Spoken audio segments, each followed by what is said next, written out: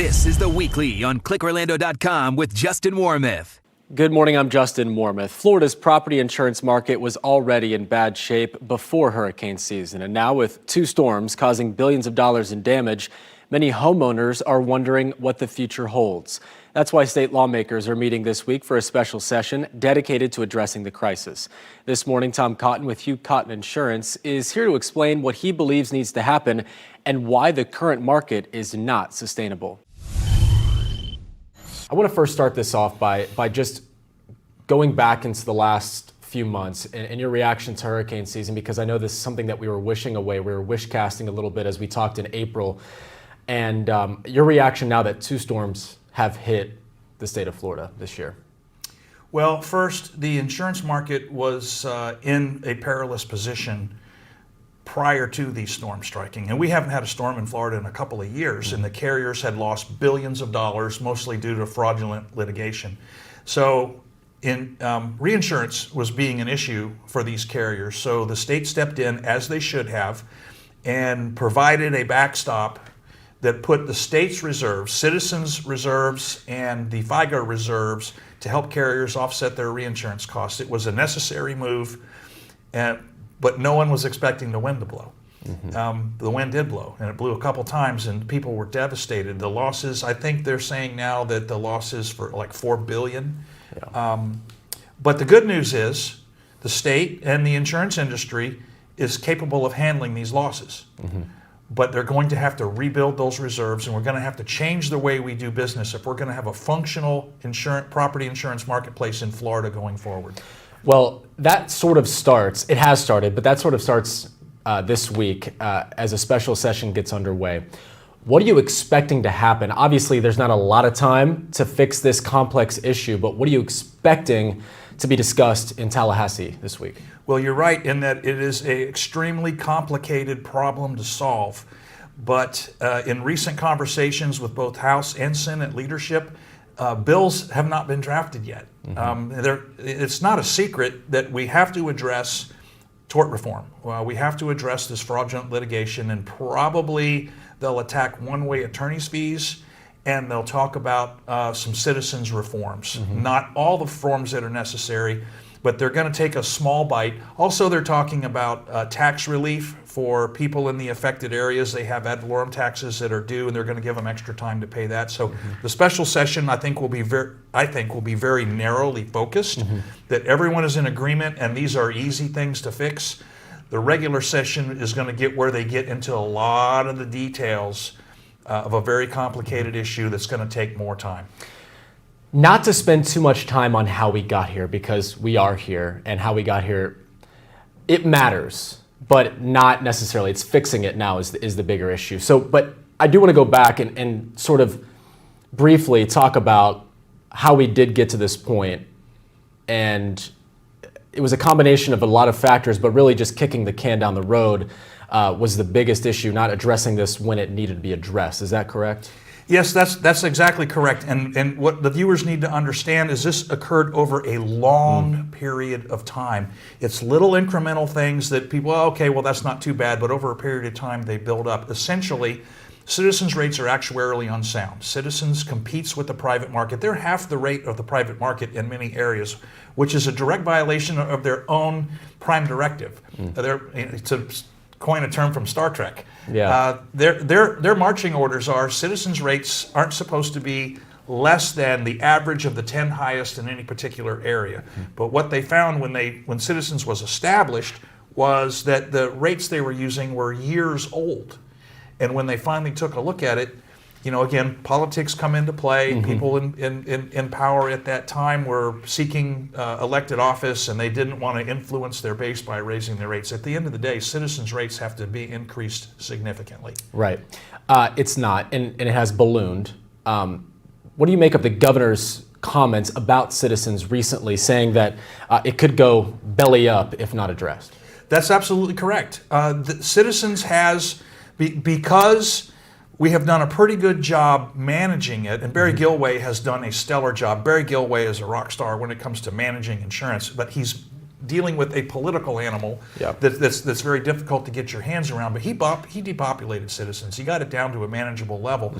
And they also built up the reserves. Citizens can handle these storms, but they have to rebuild those reserves, and they need to depopulate. And depopulation is the key. Citizens is intended to be a market of last resort. It's intended to be a landing pad for folks that have no other option. And I like to say it was the moldy mobile home with a pit bull. Yeah. I mean, that's what belongs in Citizens. It's not a parking lot.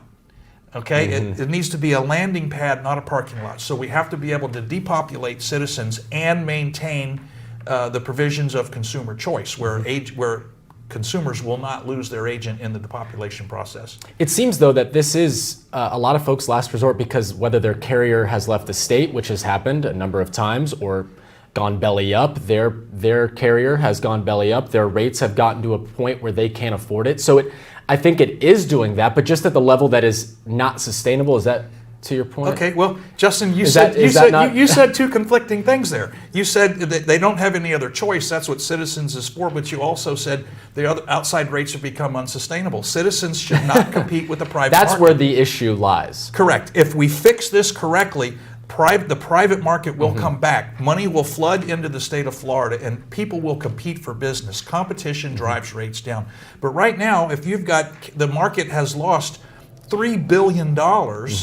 $2 billion of which have gone to trial attorneys over what is largely frivolous or fraudulent claims. If we don't fix that, the money's not coming and the carriers aren't going to be there. That's the crux of it. And I do want to talk about this because I know I've interviewed you a few times, and we've talked about attorney's fees and really the litigation that is the elephant in the room, if you will, and how we got to this point. One-way attorney's fees, how is that different? How does this state operate in a way that is different than other states that has created this monster, if you will?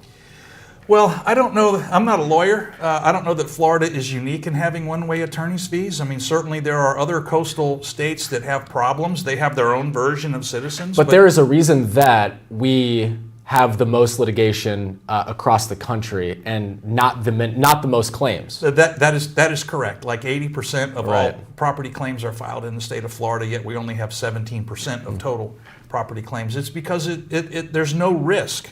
Okay, they can sue an insurance company, and if they lose, it's like, okay, well, we wasted a little bit of time. But if they win even $1 more than the insurance company offered, they get a bill. And the classic example is there was a litigation case in South Florida where the homeowner got a $38,000 settlement, and the legal fee was $800,000. So that's an underwriting fee that the carrier has to pay out to those attorneys. That's correct. That's why so many have become insolvent, bankrupt, whatever term you want to use. So I know that's not all the companies. Obviously, not all carriers are in this boat. So how did the other carriers, including yourself, how did you weather that storm? And what did you do differently that prevented you from being insolvent? Well, that's a really good question. I think size has a lot to do with it. I think that most of those carriers were domestic carriers. When I say domestic carrier, I mean they're Florida only. They were formed, they have Florida ownership and only Florida policies. Some of the other carriers have a larger footprint and a national footprint, and they've got a greater ability to survive. But interesting, what you may not know is after Hurricane Andrew almost took out one of the largest homeowner insurer in the world. It wiped out 63 years of their profits. That's what made these companies open their eyes to say, wow, Florida's a great place to do business, but we cannot have too much on our plate. We have to spread our risk. And that's when the whole thing started. So it's the spread, the footprint, the overall resources that the carrier has, and their willingness to wait for something to happen. There's a lot of them that failed. It's because they simply ran out of resources and they didn't have hope that the problem would be fixed. We'll have more with Tom Cotton on the struggling property insurance market coming up, including why fixing it will be a painful process. Stay with us. This is The Weekly on ClickOrlando.com with Justin Warmoth. Welcome back. This morning we're breaking down Florida's property insurance market, a market that's been in peril for years. In fact, 9 companies have gone bankrupt in less than 2 years, and a number of others have left the state, blaming mounting litigation and attorney's fees. Meanwhile, homeowners have seen their premiums triple on average, or they've been dropped altogether, ending up with the state-backed insurer of last resort, Citizens. Tom Cotton with Hugh Cotton Insurance is back now to explain the moves lawmakers need to make to stabilize the market. If we get the problems fixed, if we get the tort reform, if we figure out a way to depopulate Citizens and Citizens is not competing with the private market, there are carriers at the border right now saying if Florida gets their problems fixed, we're willing to come in, and we don't want to write 1 million policies. We might only want to write 100,000 policies or 50,000 policies. But there are carriers at the border that are waiting to come in, but they're not going to commit resources when a gun can be held to their head in a courtroom, and if the consumer wins $1 more than they offered on the initial claim, they got to pay the lawyer $250,000. They're not going to do it. And I know that we've talked about this, and you've made a point to say, like, listen, it's not all frivolous. All the some of these cases, right? They end up in litigation. They're legit, right? There are bad adjusters. There are even insurance companies whose model, they want to, and I can't name names, but they want you to use their contractor. They want you to buy their supplies because they stock them. Those things simply don't work because at the end of the day, a homeowner needs to have the right to choose. Because I want to make a point, just to be clear with our viewers about this, because let's just say hypothetically a few shingles are missing, right? There have been cases where you get a brand new roof because of a few shingles missing, and on top of the brand new roof that the carrier has to pay out, they also have to pay out the attorney's fees, which that is a $150, $200 job for fixing each shingle, right? I mean, like you're getting a brand new roof for an old roof is becoming a brand new roof because of a few missing shingles, right? Well, yeah, you hit on a good point, but again, that's a complicated issue because Florida had a law that you couldn't fix a roof. You had to replace the roof if a certain amount was damaged. When certainly replacement would work, but people need to understand that roof is a consumable item in Florida. It has a definite lifespan. So I believe what you're going to see, again, this is a prediction, that in the special session they're going to, and some carriers are doing this already, it's just kind of quiet, is that you're going to have an option as a homeowner to buy an ACV option, okay? You can renew your policy for, let's just pick some numbers. Let's say you've got a $2,500 premium and we'll replace your roof no matter what. But you can take a $2,000 premium or a $1,500 premium if you'll agree to an actual cash value on your roof, meaning that if your roof is 15 years old, half of its life is gone. If you need a new roof, we're only going to pay for half because the other half was already destroyed. Okay, right. So does that make sense? Yeah. So those are going to be options that are going to be available and fairly widespread. We want the consumer to, because there are people that say, well, I can't afford a roof, and that's legitimate. So if you can't afford a roof, then you have to pay a little bit higher premium to get a complete new roof if something is damaged. Also, we're seeing some laws change where having to replace a whole roof, like the Spanish tiles are, the Alamo has Spanish tiles. I mean, they last a long time. Yeah. But there was a law that said if you lost a couple of your tiles, if you couldn't replace them with the exact match, you had to replace the whole roof. Well, that's $60,000. So we're working. So it's a complicated issue. We're working on from a lot of different angles. I'm curious, listen, this might be a dumb question, but is Citizens immune to litigation? Because how are they able to take on this number of new policies and new homeowners? Are they immune to that? Like, why is it that they are able to do this when other carriers cannot? Well, again, when you have required mandatory coverages, the government must provide a resource or an outlet for those who have no other means. Okay, the workers' comp has a JUA, auto has a JUA, and Citizens is the property and casualty JUA. Again, I'm not a lawyer, but Citizens is a government entity, and whether the sovereign immunity that applies to other institutions applies to them, I don't know the answer to the question because I have very few Citizens policies. Yeah. I'm very fortunate. I'm a Central Florida agent, and we have resources. So that's a good question. I can get an answer for you in about 8 seconds. No, it's okay. If you let me text. It's just something that I was thinking of. Like, okay, so we have all these carriers in peril, or not doing business in the state, and I know that they were designed to take on those people who have been left out, the carrier of last resort. I know that. That's the model. But I'm wondering, like, why is it that they can do that when others simply cannot? Again,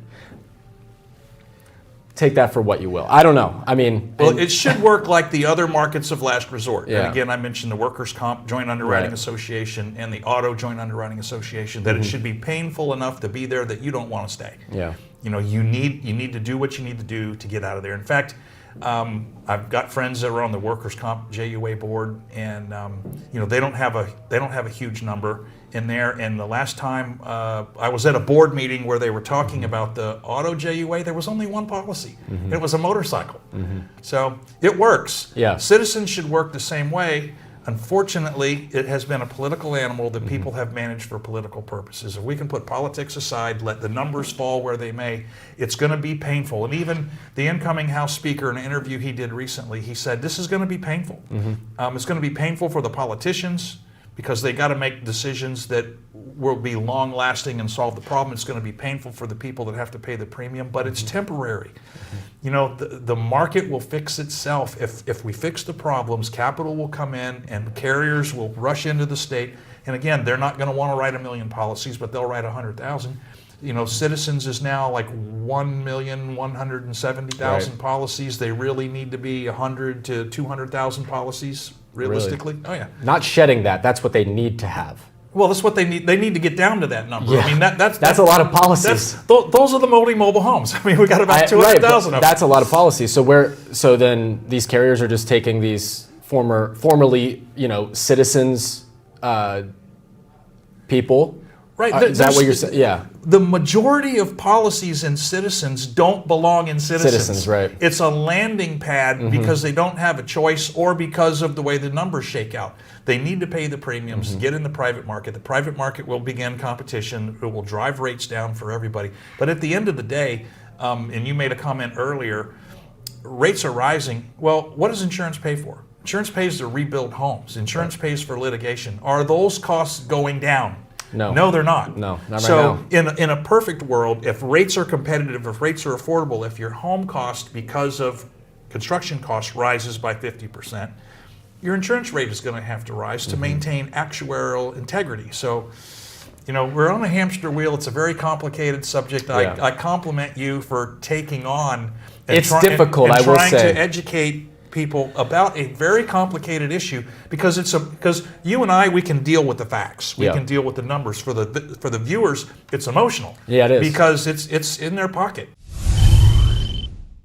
And News 6 will have complete coverage of this week's special legislative session and how whatever's decided will impact homeowners. You can find more information on the proclamation released last week that gives us a little insight into what lawmakers are considering on our website, clickorlando.com. I'm Justin Warmoth. Hope you have a great Sunday.